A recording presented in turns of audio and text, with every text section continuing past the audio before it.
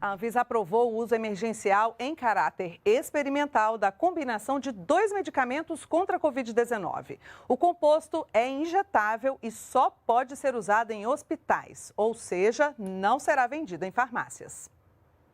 O tratamento é indicado para pacientes já diagnosticados com Covid-19 que apresentem casos leves ou moderados e que tenham alto risco de progressão para a forma grave da doença.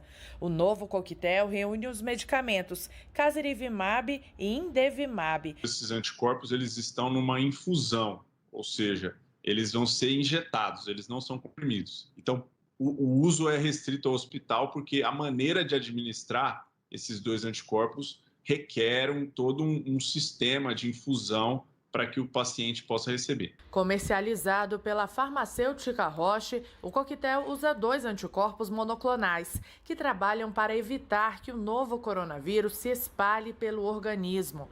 Segundo a Anvisa, os estudos mostram que o uso do composto reduziu em 70,4% o tempo de internações e de mortes de pacientes ambulatoriais sintomáticos. Medicamentos que poderão, sim, contribuir para a redução das taxas de ocupação de leitos de pacientes graves. Desde o início da pandemia, este é o 2º pedido de uso emergencial em caráter experimental de medicamento junto à Anvisa. Espero que essa autorização possa ajudar a aliviar a carga no nosso sistema de saúde. A agência deve usar de todas as vias possíveis para fazer com que novos tratamentos estejam disponíveis para os pacientes o mais rápido possível. A Receita Federal divulgou nesta terça-feira o resultado da arrecadação de março. São cerca de 138 bilhões de reais, números que mostram a recuperação da economia, segundo o ministro Paulo Guedes.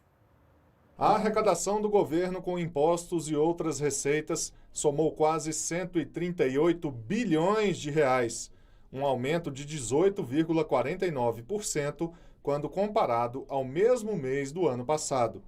Já no período acumulado de janeiro a março deste ano, a arrecadação chegou a 446 bilhões de reais, um acréscimo de 5,64% em relação a 2020. São os melhores desempenhos para o mês e para o trimestre desde o ano 2000. Os índices de atividade econômica do Banco Central vieram bem acima do esperado, mostrando recuperação em todos os setores, inclusive com até mesmo o comércio superando a fase pré-pandemia. O ritmo de geração de empregos na economia formal, 260 mil novos empregos em janeiro, 403 mil novos empregos em fevereiro. Isso mostra que realmente o Brasil se levantou. Para este economista, o cenário para os próximos meses é de otimismo. Essa recuperação econômica dos vários setores, da economia vai mostrar uma melhora na arrecadação também e melhora nas contas do próprio governo. Os resultados recordes alcançados na arrecadação de março deste ano e no acumulado do primeiro trimestre foram influenciados pela alta de impostos de importação e de tributos sobre empresas.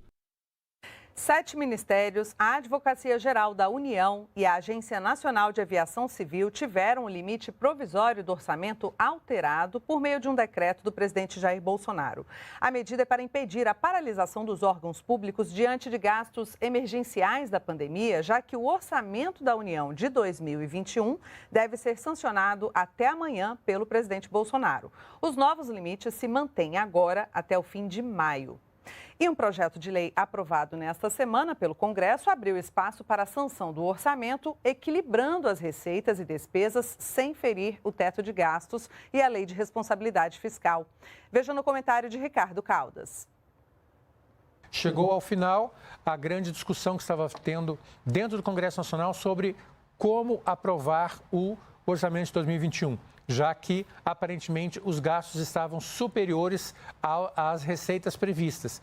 E não se sabia muito bem onde cortar esse orçamento. A solução encontrada, que foi uma solução bastante inteligente, foi separar o montante de 125 bilhões de reais estimados de gastos relacionados ao combate ao Covid, o combate à pandemia e gastos com saúde. Dessa forma, esses gastos não serão computados dentro do orçamento tradicional e serão considerados como gastos extra-orçamentários, o que dá uma grande margem de manobra ao Poder Executivo.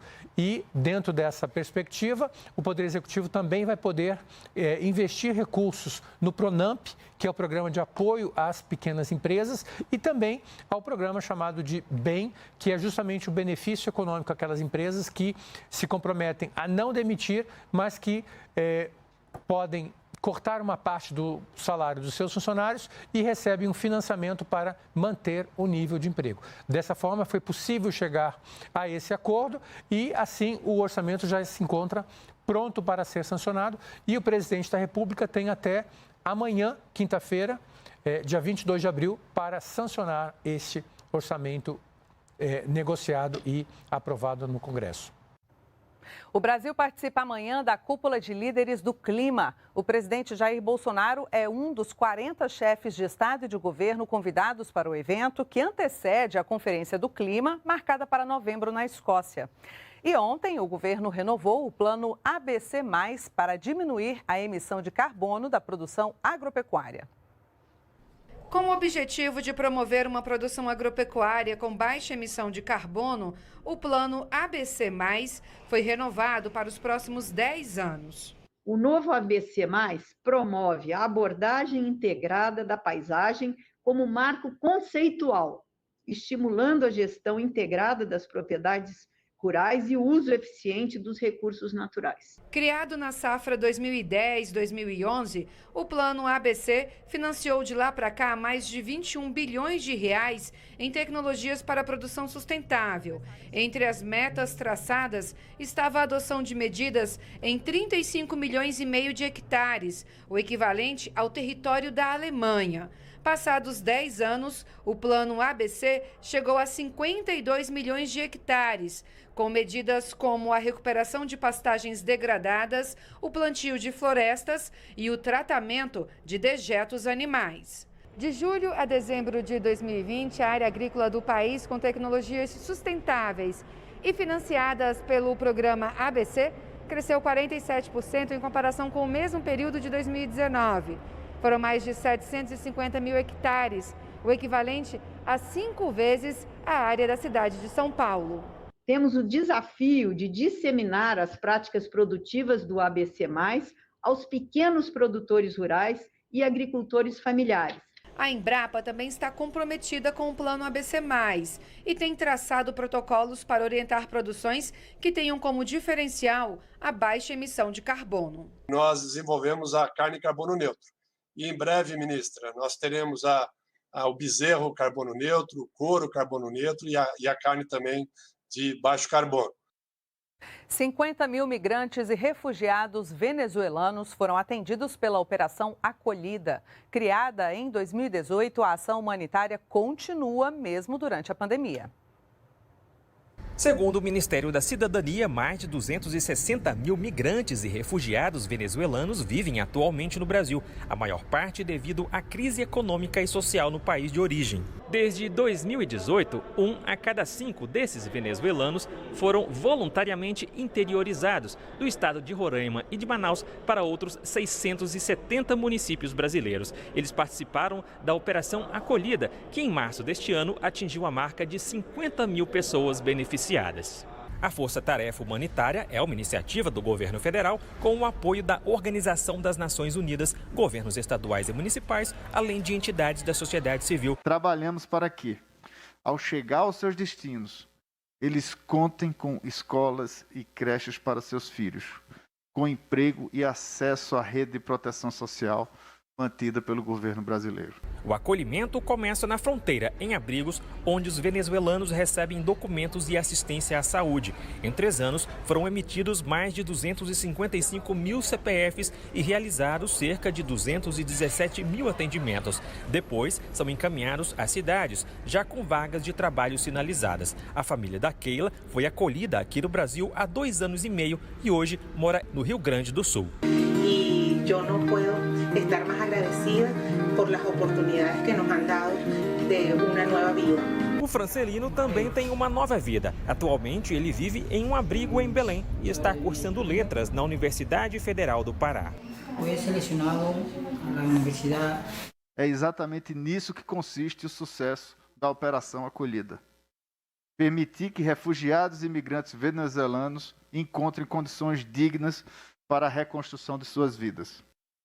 Foi inaugurada em Ceilândia, aqui no Distrito Federal, a Casa da Mulher Brasileira. O local reúne todos os serviços do governo federal para mulheres vítimas de violência.